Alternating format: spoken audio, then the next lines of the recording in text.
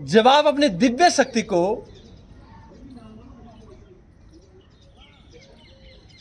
प्राणायाम और प्रत्याहार और आसनों के माध्यम से, यम नियम के माध्यम से, जब आप अपनी इस दिव्य शक्ति को जगाना सीख जाते हो,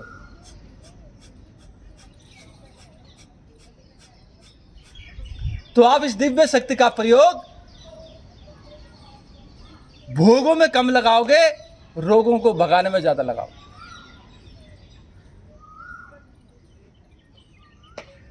ये आपका, इसको कहते हैं त्रिनेत्र। यहां पर ये जो है ये त्रिनेत्र है। गोविंद सिंह जी, सत्यश्री देवी का स्वागत। ये आपका त्रिनेत्र है। इसको ब्रह्मरंध्र कहा जाता है।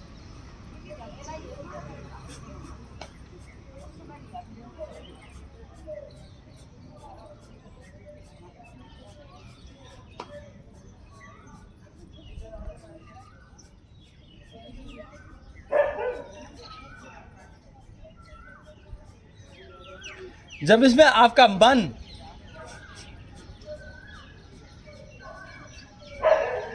और आपकी बुद्धि दोनों के दोनों एक हो जाते हैं, तो वो त्रिनेत्र एक अलग दृष्टि आपको देता है।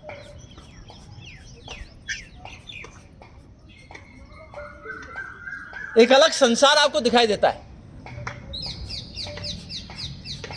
स्वागत है रेशमा आनंद।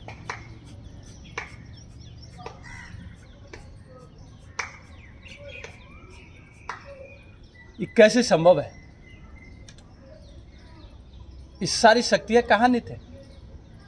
ये दिव्य शक्तियां कहां निहित है? कहां मौजूद है ये दिव्य शक्ति?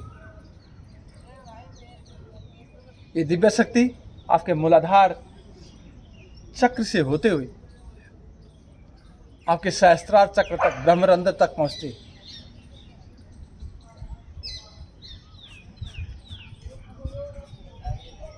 इड़ा नाड़ी पिंगला नाड़ी का घर्षण होता है,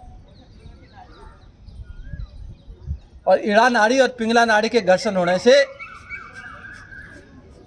सुषुम्ना नाड़ी जागृत होती है। सुषुम्ना के जागृत होने से ये जो दिव्य शक्ति है,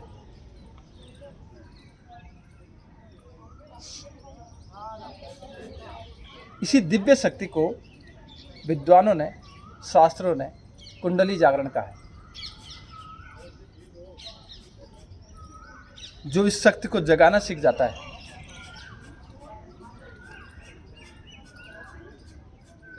उसका जीवन तो बहुत अलग होता है भाई। जिसने इस शक्ति को जगाना सीख लिया, उसका लाइफ तो बहुत अलग तरीके की।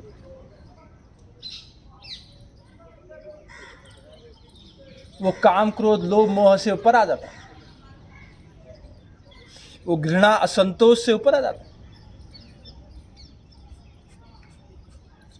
वो द्वेष की भावना से ऊपर आ जाता है।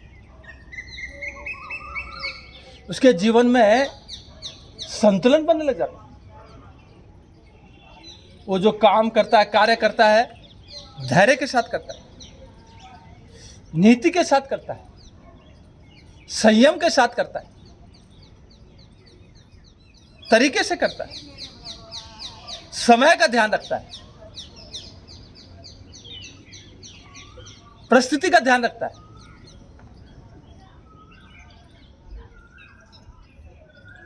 स्थिति का ध्यान रखता है।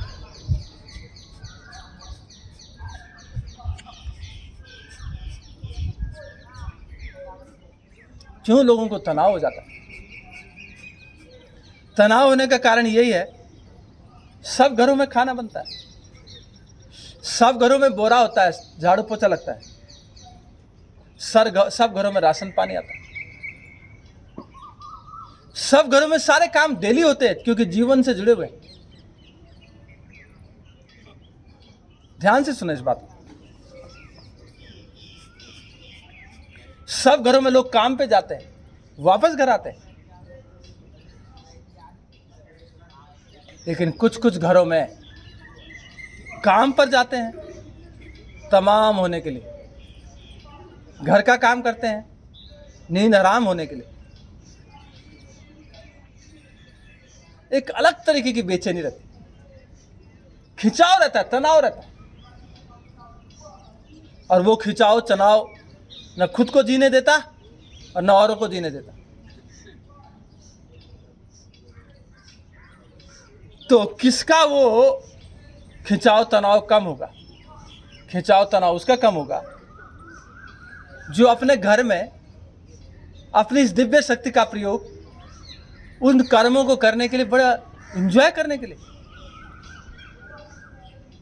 जब घर में, कल आप एक वीडियो वायरल करते हो,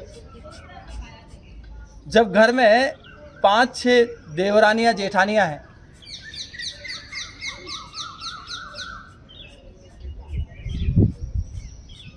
और वो नंबर लगाती है कि बर्तन तू धोएगी, कपड़े तू धोएगी, झाड़ू पोछा तू लगाएगी, आंगन की सफाई तू करेगी, खाना तू पकाएगी, प्याज टमाटर तू काटेगी, मसाले का प्रबंध तू करेगी। अगर हमने बांट दिया ऐसे काम, तू करेगी, तू करेगा, तू करेगी, तो वो तू में क्या होता है कि दूसरे वाले की, हो सकता है दूसरे वाले के अहम को चोट पहुंचती हो।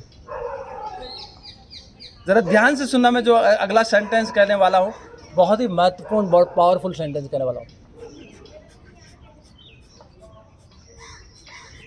अब ये बताओ, जिसने अपनी दिव्य शक्ति को जागृत कर दिया, जिसने अपने तीसरे नेत्र को खोल दिया, यम नियम आसन का प्रयोग करके, प्राणायाम प्रत्याहार का प्रयोग करके जिसने तीसरा नेत्र खोल दिया अपना, जिसने वो कुंडली का जागरण कर लिया, वो जो नाभि के चारों तरफ जो शक्ति विद्यमान है, जिसने उसको जगाना सीख लिया। स्वागत है राधिका। जिसने उसको जगाना सीख लिया। प्रणाम गुरुजी। प्रणाम बच्चे। वो क्या कहेगी, क्या कहेगा? आप में से बहुत सारे लोग आपके घरों में ऐसे हैं जो कहते तू मत कर, तू मत कर, मैं करती हूँ। वो कहते नहीं मैं करूंगी इसको, और एक दूसरे से छीनते हैं कि ये काम मैं करती हूँ, दूसरा कहते मैं करती हूँ। वहां क्या होता है? वहां काम का जो बोझ है वो तमाम हो जाता है, काम का कोई तनाव नहीं होता वहां। जब आप घर में कोई कहे कि ये मैं कर देता हूं, ये मैं कर देती हूं, तू करेगी तो उंगली उठती है, तनाव होता है। मैं करती हूं ना, मैं करता हूं, तो तनाव जीरो हो जाता है, जीरो। कितनी बड़ी बात कह रहा हूं मैं, कितनी बड़ी बात आपको सामने आ रही है। तनाव जीरो हो जाता है। मिलजुल करके काम करने में हमारा व्यक्तित्व निखरता है, संवरता है। कोई पोछा मार रहा है, कोई झाड़ू मार रहा है, जिसको जो हाथ में लग रहा है वो करे। और अगर आप इसको ये समझ लेते हो कि खाना खिलाना पुण्य होता है, खाना बनाना पुण्य होता है, हरवी राणा का स्वागत। अगर आपके मन में ये आ गया कि खाना बनाना पुण्य है, खाना खिलाना पुण्य है, बर्तन धोना पुण्य है, झाड़ू पोछा लगाना पुण्य है, तब आप रामायण का सही से पालन करते हो। जेल मंडोली जी उनके परिवार के साथ आप सबरी का अनुकरण करते हो।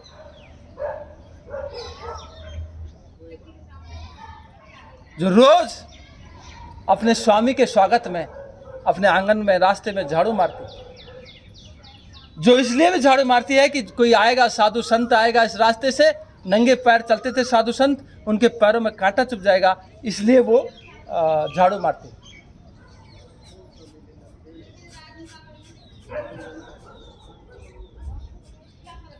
तो अपने तनाव को रिड्यूस करने के लिए सेवा का भाव पैदा करो। सेवा से ही पुण्य प्राप्त होता है। क्यों गुरुद्वारों में लोग इतनी निष्ठा के साथ सेवा करते हैं?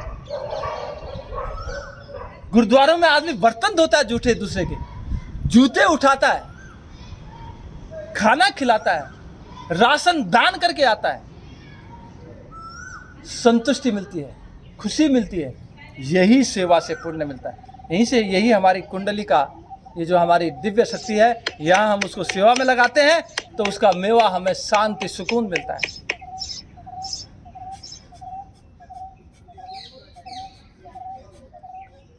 यहाँ क्या हो रहा है? हम अपनी सेवा खुद के लिए नहीं कर रहे।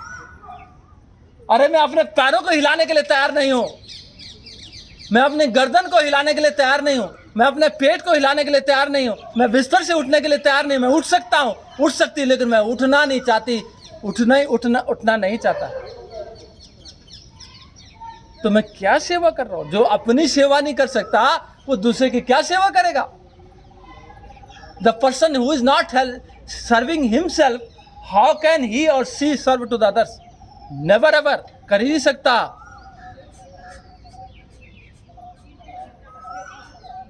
इसलिए आओ,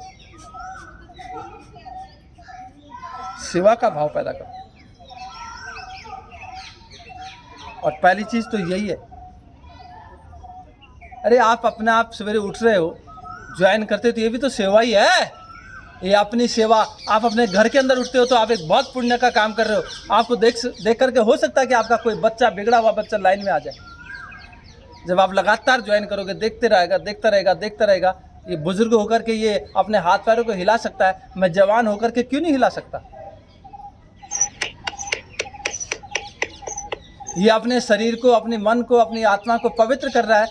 हो सकता है उसके दिमाग में आ जाए बच्चे के कि मैं भी क्यों नहीं करूँगा, मैं भी करूँगा।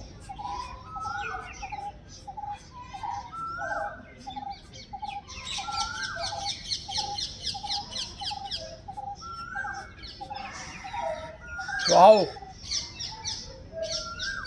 क्रिया को रोको, आंखों को बंद करो, ध्यान की तरफ जाओ, मेडिटेशन विपश्यना की तरफ जाओ, प्रेक्षक ध्यान की तरफ जाओ। देखो अपने शरीर को, सुनो आवाजों को, ध्वनियों को सुनो। और जैसे मैंने कहा, पाइथागोरस, प्लेटो ने कहा कि हमारी नाभि के मध्य में अद्भुत दिव्य शक्ति मौजूद है। जिस दिन हम यम नियम के पालन करना शुरू कर देंगे तो ये दिव्य शक्ति हमारे भोगों में काम नहीं आएगी, हमारे रोगों को दूर करने में काम आएगी।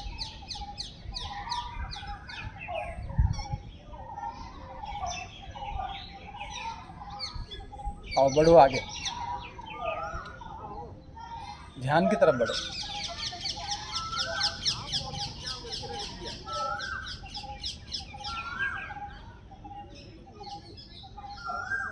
करो चक्र जागरण। मूलाधार चक्र में शक्ति निहित है, अधोगामी हो रखा है, निष्क्रिय हो रखा है।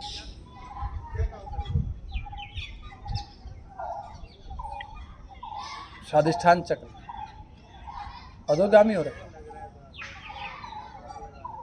निष्क्रिय हो रखा है। करो जागृत उसको। मणिपुर चक्र अधोगामी हो गया, निष्क्रिय होगा, करो उसको जागृत। अनाहत चक्र अधोगामी है, सक्रिय बनाओ उसको ऊर्ध्वगामी। विशुद्ध चक्र अधोगामी है, अद्भुत शक्ति लिए हुए, भोगों में प्रयोग हो रहा है, करो उसका प्रयोग रोगों को भगाने में। मनस चक्र अधोगामी है, सोया हुआ है, जगाओ उसको, करो उसका प्रयोग हड्डियों के, मांसपेशियों के रोगों को भगाने में। आज्ञा चक्र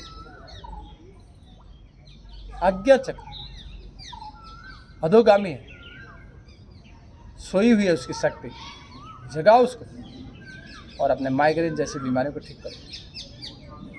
सहस्त्रार चक्र अधोगामी है, करो उसको ऊर्ध्वगामी और कर दो अपने मस्तिष्क के सारे तंत्रों को स्वस्थ।